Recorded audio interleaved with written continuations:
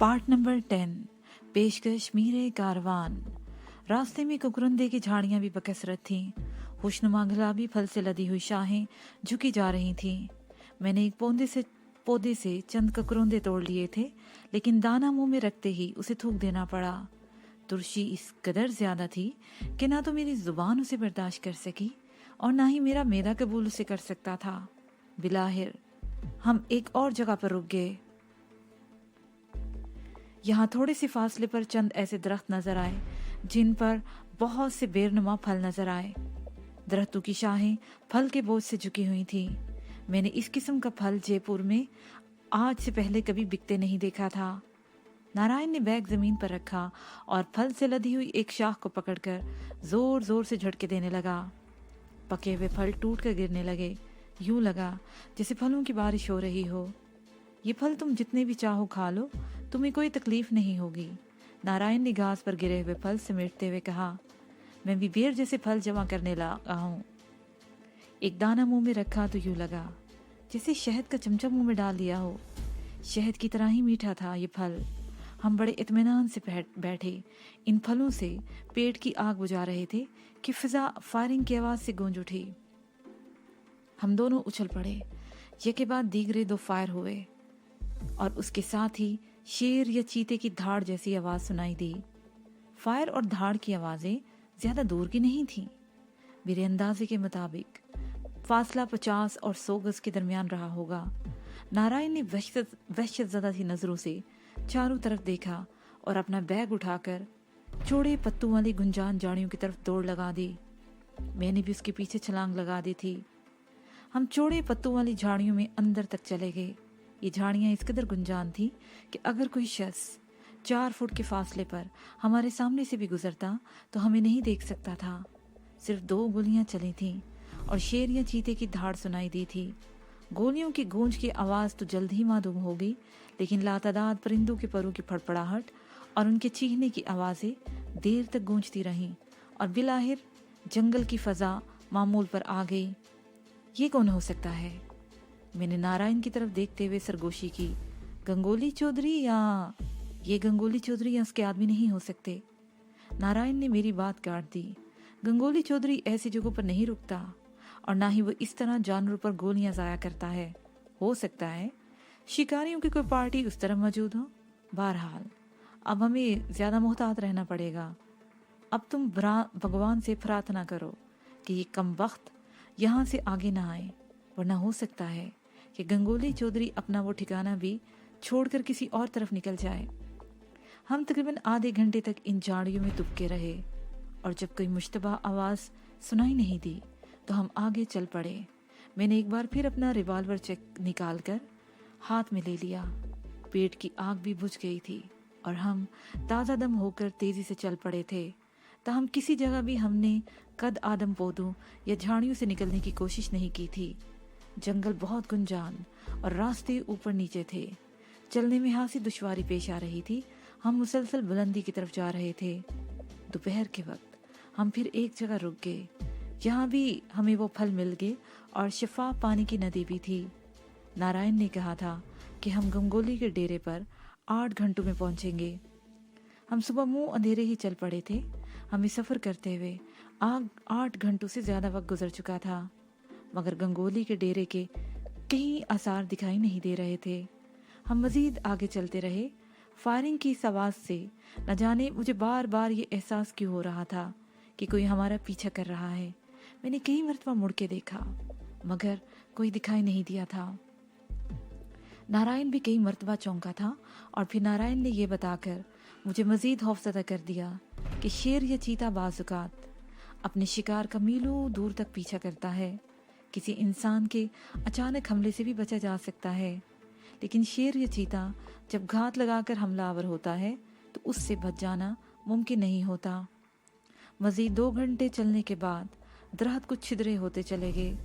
सामने बहुत दूर छोटी छोटी चट्टानें भी दिखाई देने लगी और मेरा ख्याल था कि हम 1 घंटे से पहले इन चट्टानों तक नहीं पहुंच सकते थे। पौधे और झाड़ियां अब भी गुंजान थी। एक जगह हम जैसे ही पौधों से बाहर निकले, अपने पीछे धब की जोरदार आवाज सुनकर हम दोनों उछल पड़े। मैं तेजी से पीछे मुड़ा और उसके साथ ही मुझे सीने में अपना सांस रुकता महसूस हुआ। वो इंसान हरगिज नहीं कहला सकता था, लेकिन बहरहाल इंसान था। कई रोज का बड़ा हुआ शेव, बेतहाशा बड़े और बिखरे हुए बाल, मैली पतलून और बगैर आस्तीन के कमीज जिसके बटन खुले हुए थे, और सीना भी रीछ के बालों से भरा हुआ था। उभरे हुए रुखसार, छोटी छोटी सुर्ख आंखें और पीले दांत। मुझे वो रीछ याद आ गया जो मेरी गोलियों से जख्मी होकर भाग गया था। वो वहशी था जिसके हाथों में ऑटोमेटिक राइफल भी थी। इस वक्त रिवॉल्वर मेरी जेब में था और मैंने जैसे ही जेब की तरफ हाथ बढ़ाया, उसने मुझसे भी ज्यादा फुर्ती का मुजाहरा करते हुए राइफल का ट्रिगर दबा दिया। गोली मेरे पैरों के करीब लगी। वो हंसा तो उसके पीले दांत कुछ और भी नुमाया हो गए। ऊपर उसने राइफल से इशारा किया, दोनों हाथ सर से ऊपर, वरना तुम ऊपर पहुंच जाओगे। मैंने नारायण की तरफ देखा। वो पहले ही दोनों हाथ गर्दन पर रख चुका था। मैंने दोनों हाथ सर के ऊपर उठा दिए और उस हैवाननुमा इंसान की तरफ देखने लगा जो गलीज दांत निकाले अब भी ही कर रहा था। मेरा और उसका दरमियानी फासला 20 फुट के करीब था। उस पर काबू पाने का कोई चांस नहीं था। अगर मैं कोशिश भी करता तो मुझे अपने तक पहुंचने से पहले ही छलनी कर देता। उसने एक हाथ की 2 उंगलियां मूल में डालकर सीटी बजाई। 2 आदमी दाएं बाएं कद आदम पौधों से निकलकर सामने आ गए। उन दोनों के हाथों में भी ऑटोमेटिक राइफलें थीं और उनके हुलिये भी उससे मुख्तलिफ नहीं थे। अब तो बचाव की बिल्कुल उम्मीद खत्म हो गई थी। मैंने एक बार फिर नारायण की तरफ देखा। ये गंगोली चौधरी के आदमी हैं, कोई गड़बड़ मत करना वरना मार दिए जाओगे। नारायण ने सरगोशी की। मैं इस इंकशाफ पर उछल पड़ा। डाकुओं के बारे में मैंने जो तस्वुर कायम किया था, ये तीनों हैवाननुमा इंसान उससे बिल्कुल मुख्तलिफ साबित हुए थे। कई इंडियन फिल्मों में भी डाकुओं को देखा था। काले कपड़े, गम बूट किस्म के जूते, सीने पर करास करते हुए गोलियों से भरे हुए बेल्ट, कमर पर भी चौड़े बेल्ट जिनमें गोलियां भरी हुई थीं, बाकायदगी से शेप बनाने वाले, लेकिन मूंछे बड़ी खौफनाक। बाज डाकू तो क्लीन शेप भी होते थे, लेकिन उनके चेहरों पर बड़ा रौब होता था। और ये तो उनसे बिल्कुल मुख्तलिफ थे। लगता था किसी पागलखाने से भाग कर आए हों और पकड़े जाने के खौफ से अरसे से उस जंगल में छुपे हैवानों जैसी जिंदगी गुजार रहे हों। वो हैवान ही थे और उनके चेहरे बड़े खतरनाक थे। वो तीनों हमारे गिर्द घेरा तंग करने लगे, फिर तकरीबन 5 कदम के फासले पर रुक गए। उनकी राइफलें हमारी तरफ उठी हुई थी। वो पहला हैवाननुमा इंसान जिसने सबसे पहले दरख्त से छलांग लगाकर हमें राइफल की जद पर लिया था। उसने अपने एक साथी को इशारा किया। उसने आगे बढ़कर पहले मेरा रिवॉल्वर जेब से निकाल लिया और फिर नारायण को भी उसके पिस्तौल से महरूम करके उसका बैग भी अपने कब्जे में ले लिया। वो बैग को दोनों हाथों में तोलते हुए, खीखी करते हुए अपने पीले और गलीज दांतों की नुमाइश करने लगा। चौधरी खुश हो जावेगा, वो नारायण की तरफ देखते हुए बोला। इनाम देवेगा तारे को, चल आगे लग हरामी साला। उसने नारायण को कूल्हे पर जोरदार लात रसीद कर दी। नारायण लड़खड़ा गया। वो गिरते गिरते बचा था। दूसरा वैशी मेरी तरफ बढ़ा। वो शायद मुझे भी लात रसीद करना चाहता था, लेकिन मैं उससे पहले ही आगे बढ़ गया। तकरीबन 40 मिनट बाद हम उन चट्टानों के करीब पहुंच गए। चट्टानों की तरफ दरख्त छिद्रे थे, लेकिन चंद गज के फासले पर दरख्त भी गुंजान थे और झाड़ियां भी। उस तरफ चट्टानों पर बड़े बड़े पत्थर नजर आ रहे थे और उनके बीच में नदियां थीं जिनमें शफाफ पानी बह रहा था। और एक तरफ काफी गहराई में बहुत बड़ा तालाब था। वो दोनों और ठंडा पानी उस तालाब में गिर रहा था, जबकि एक कम चौड़ी नदी तालाब के करीब से गुजरती हुई नशेब की तरफ घने जंगल में चली गई थी। हम गुंजान दरख्तों से निकलकर जैसे ही खुली जगह पर आ गए, मुझे वो लोग नजर आए जो चट्टान के दामन में इधर उधर बिखरे हुए थे। हर शख्स मुहतात था और हर एक के हाथों में ऑटोमेटिक राइफल नजर आ रही थी। इनमें चौधरी का भाई चित्रा भी था। मैं मुतजस्सिस नजरों से इधर उधर देख रहा था और फिर मुझे वो नजर आ गई। एक दरख्त के तने से टेक लगाए बैठी थी। उसने सर घुटनों में दे रखा था। मैंने उसका चेहरा नहीं देखा था, उसे लिबास से पहचाना था। वैश्यों के कबीले में वही एक इंसान नजर आ रही थी। एक आदमी अपने साथियों से बिल्कुल अलग थलग बैठा हुआ था। उसका कद 6 फुट के लगभग रहा होगा। कसरती बदन, मजबूत हाथ पैर, चेहरा किसी कदर लंबा, 2-3 दिन का शेप बड़ा था, टूथब्रश टाइप की मूंछें, सर के बाल गर्दन तक लंबे थे और पेशानी पर भी कुछ बाल इस तरह गिरे हुए थे कि उसकी बाएं आंख किसी कदर छुप कर रह गई थी। उसने नीली जीन्स और डेनिम के बगैर आस्तीन की जैकेट पहन रखी थी जिसके बटन खुले हुए थे। उसके सीने पर भी रीछ की तरह स्याह बाल थे। एक खंजर उसकी पतलून की बेल्ट में उड़सा हुआ था और करीब ही जमीन पर ऑटोमेटिक राइफल पड़ी थी। ये गंगोली चौधरी है। नारायण ने मेरी तरफ देखते हुए सरगोशी की। न जाने क्या बात थी कि गंगोली चौधरी को देखकर मेरे दिल की धड़कन तेज हो गई। अगर वो मुझे बेहतर होलिये और ढंग के लिबास में मिलता तो पुरवकार और शानदार शख्सियत का मालिक था, लेकिन डाकू था और एक डाकू पर यही हुलिया सचता था।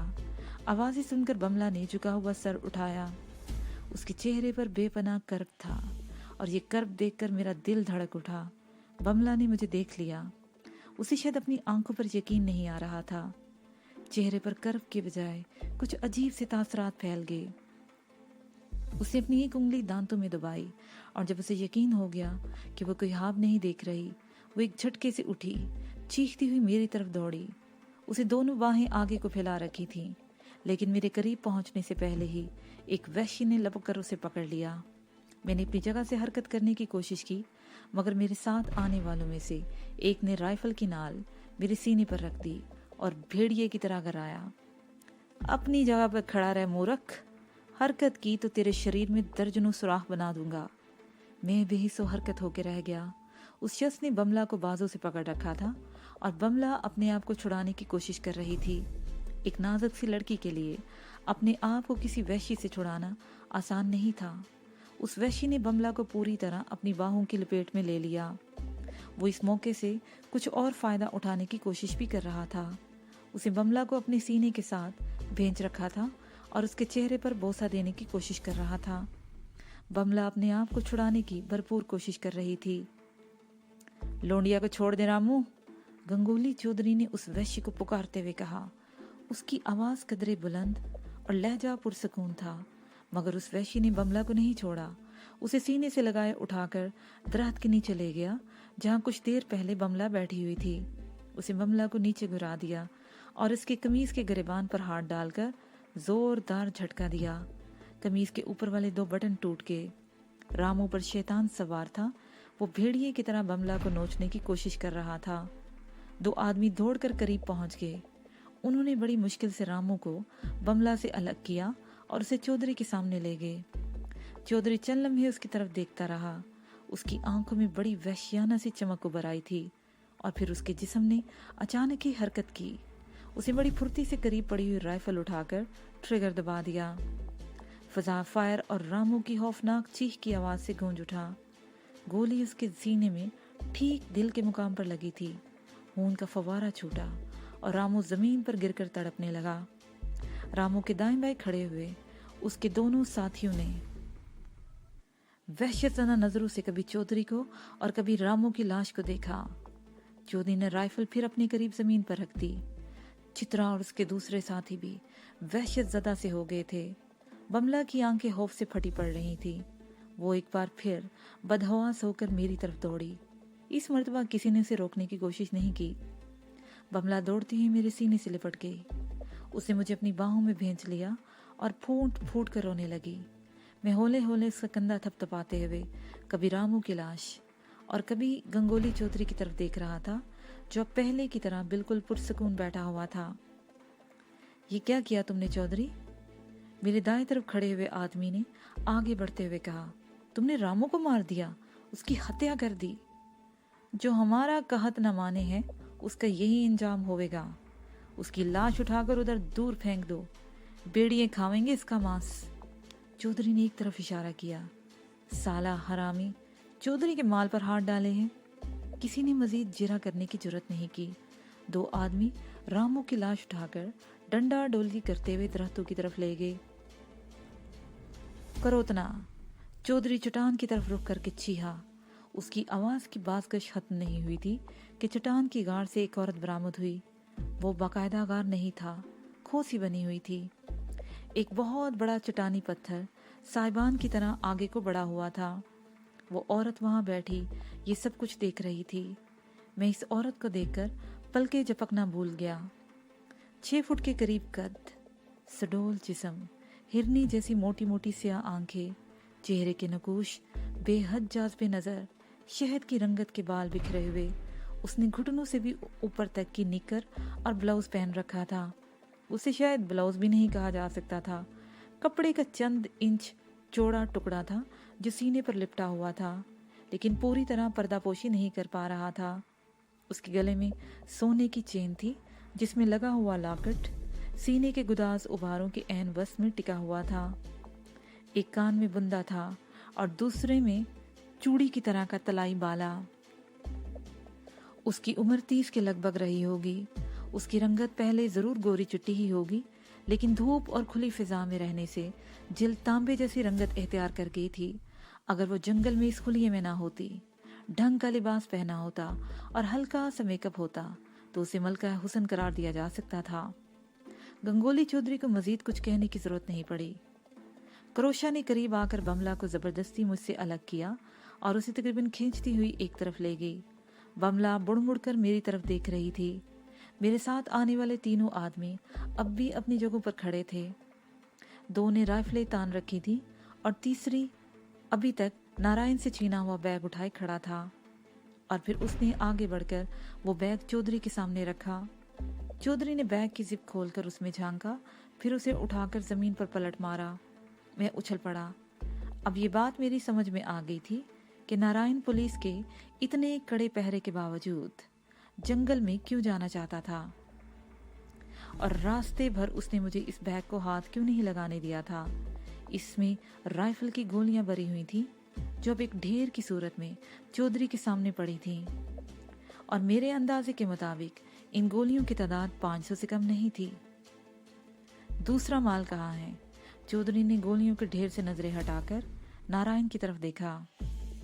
गेस्ट हाउस और हट्टों से यात्रियों के अगवा की वारदात के बाद शहर में हंगामा मचा हुआ है। मेरे वो बंदे पकड़े जाने के खौफ से गायब हो गए हैं जिनसे मैं माल लिया करता था।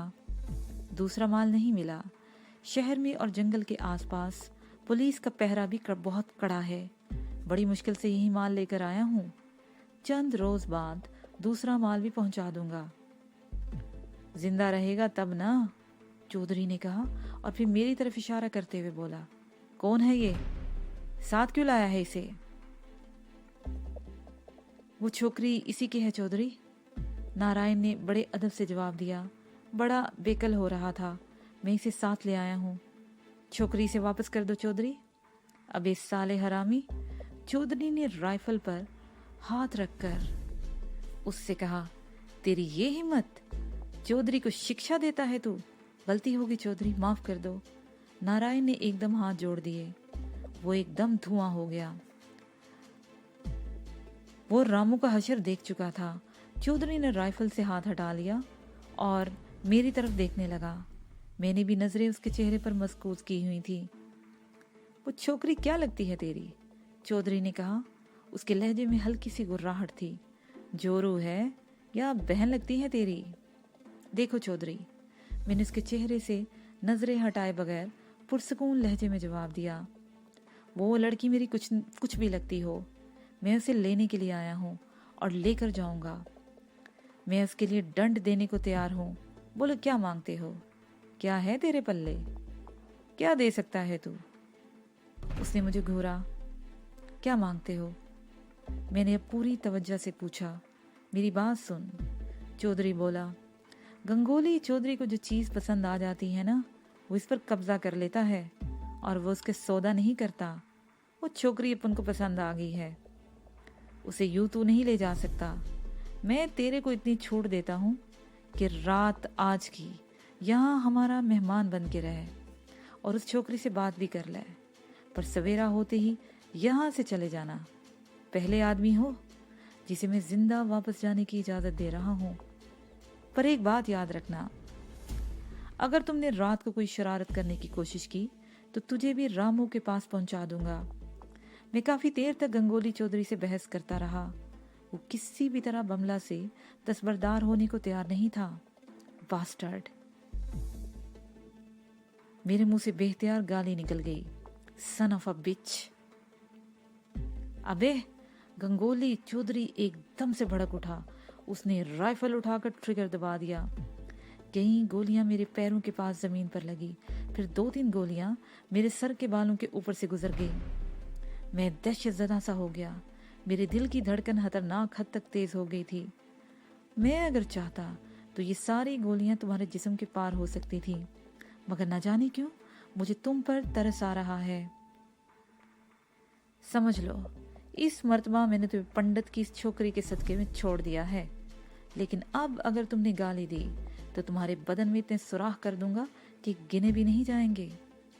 गंगोली चौधरी ने ये सारी बातें अंग्रेजी में बड़ी रवानी से कही थी। दहशत अपनी जगह, मगर इस वक्त गंगोली चौधरी को इस कदर रवानी से अंग्रेजी बोलते सुनकर मेरी आंखें हैरत से फटी जा रही थी। अंग्रेजी में गाली देता है साला हरामी, वो राइफल जमीन पर रखते हुए बोला। अंग्रेजी में मास्टर्स की डिग्री ली है, वो भी मैंने दिल्ली की नेहरू यूनिवर्सिटी से। चल हट सामने से, और अब अपनी जुबान को काबू में रखना। मेरे दिमाग में धमाके से हो रहे थे। वो डाकू था।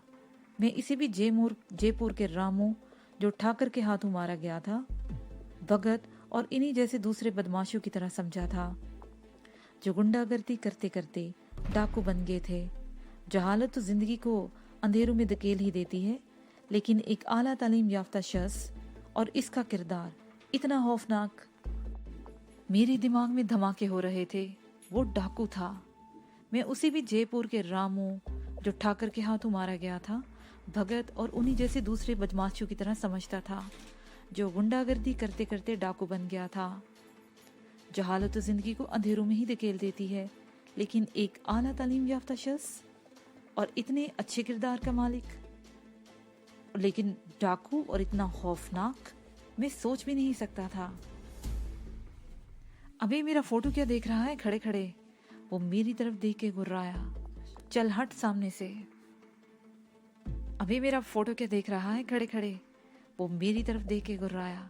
चल हट सामने से, उधर जाके बैठ, वरना तेरा फोटो बिगाड़ दूंगा। इस वक्त मैंने जिद करना मुनासिब नहीं समझा और उस दरख्त की तरफ चल पड़ा। बमला क्रोशा के साथ बैठी हुई थी। फायरिंग की आवाज़ सुनकर वो भी दहशतज़दा सी हो गई थी, लेकिन मुझे जिंदा देखकर उसके चेहरे पर तमानियत सी आ गई। गंगोली चौधरी के तो चेहरे पर हैरत ही हैरत थी। सब लोग मुझे हैरत से देख रहे थे। उन्हें यकीनन इस बात पर हैरत थी कि उसके एक वफादार साथी ने उसकी हुक्म अदोली की थी, तो चौधरी ने उसे मौत के घाट उतार दिया था, और मैंने चौधरी को हरामी और कुतिया का बच्चा कहा था, मगर उसने मुझे जिंदा छोड़ दिया था। मैं करीब पहुंचा तो बमला उठकर मुझसे लिपट गई। क्रोशा ने हमारी तरफ देखा। मैंने उसके होंठों पर बहुत हफीफ सी मुस्कुराहट देखी और फिर वो मुड़कर दूसरी तरफ चली गई। कुछ देर तक वो मेरे सीने से लिपटी सिसकियां भरती रही, फिर हम दरख्त के साथ टेक लगाकर बैठ गए। मैंने इधर उधर देखा। 2 आदमी मुख्तलिफ जगहों पर राइफलें लिए हमारी निगरानी लिए खड़े थे। नारायण चौधरी के पास बैठा हुआ था। उससे बातें करते हुए गंगोली चौधरी के तासरात बता रहे थे। वो नारायण से खुश नहीं था। अब मैं नारायण की असलियत जान चुका था। वो गंगोली चौधरी का इन्फॉर्मर था और न सिर्फ उसे इतला फराहम करता था, बल्कि उन्हें एमुनेशन भी सप्लाई करता था। गंगोली चौधरी के आदमी इधर उधर बिखरे हुए थे। हर जगह हर शख्स अपनी जगह मुहतात नजर आ रहा था। मैं बमला से धीमे लहजे में बातें करता रहा। वो अभी तक गंगोली चौधरी के शर से महफूज थी। ये पहला मौका था कि गंगोली के आदमी ने उसे इस तरह दबोचा था और गंगोली ने उसे गोली से उड़ा दिया था। बमला के कहने के मुताबिक वो क्रोशा थी, जिसे अब तक बमला को चौधरी से बचाए रखा था। क्रोशा को उससे हमदर्दी थी। इस हमदर्दी की वजह औरत होना थी या कुछ और, लेकिन बहरहाल मैं बमला के साथ क्रोशा का भी शुक्रगुजार था। सूरज मगरिब की तरफ झुक रहा था। चट्टान के करीब ही पत्थरों पर एक चूल्हा बना हुआ था। एक आदमी ने खुश्क लकड़ियां चूल्हे के पास ढेर कर दी और ये लकड़ियां चूल्हे में झोंक कर आग जलाने लगा। क्रोशा ने रात के खाने की तैयारी शुरू कर दी। गंगोली चौधरी का ये गिरोह हाना बदोशों की तरह ज़रूरत का सामान साथ लेकर चलता था। उनके पास खाने पीने की हर चीज़ मौजूद थी। किसी चीज़ की ज़रूरत होती तो ये लोग भेस बदल कर किसी न किसी आदमी को बस्ती में भेज देते। वैसे उनकी सेवा के लिए नारायण जैसे लोगों की कमी नहीं थी। नारायण इस जंगल में उन्हें एमुनेशन सप्लाई करता था तो कोई और उन्हें राशन की चीज़ें भी फराहम करता होगा। क्रोशा ने लकड़ियां लाने वाले उसी आदमी से कुछ कहा। उसने चूल्हे के करीब ही पत्थर जमा कर एक और कदरे छोटा चूल्हा तैयार करके उसमें भी आग जला दी। उस शख्स ने ज़रूरत की हर चीज़ चूल्हों के करीब जमा कर दी थी। बर्तनों के वो पानी को कनस्तर में भर कर रख दिया था। क्रोशा एक बड़ी सारी सीनी में चावल चुन रही थी और फिर थोड़ी ही देर के बाद उसने एक बड़े से पतीले में चावल चूल्हे पर चढ़ा दिए। पतीला बाहर से बेहद काला हो रहा था। दूसरे चूल्हे पर उसने एक पतीले में दाल चढ़ा दी। 1 घंटे में खाना तैयार हो गया। तमाम लुटेरे प्लेटों में दाल चावल लेकर अपनी जगह पर बैठ गए। मेरे और बमला के सामने भी एक बड़ी प्लेट रख दी गई थी। दाल चावल खाते वाकई मज़ा आ गया। सूरज गुरूब होते ही 3-4 मछली जलाकर मुख्तलिफ जगहों पर रख दी गईं। 2 आदमी बदस्तूर राइफलें ताने मेरी और बमला की निगरानी कर रहे थे। नारायण अलग थलग बैठा हुआ था, बीड़ी के कश लगा रहा था। गंगोली चौधरी भी अपने महसूस अंदाज में एक तरफ बैठा हुआ था। क्रोशा एक वादी के साथ चश्मे पर बर्तन धोने गई हुई थी। उसकी वापसी तकरीबन 20 मिनट बाद हुई।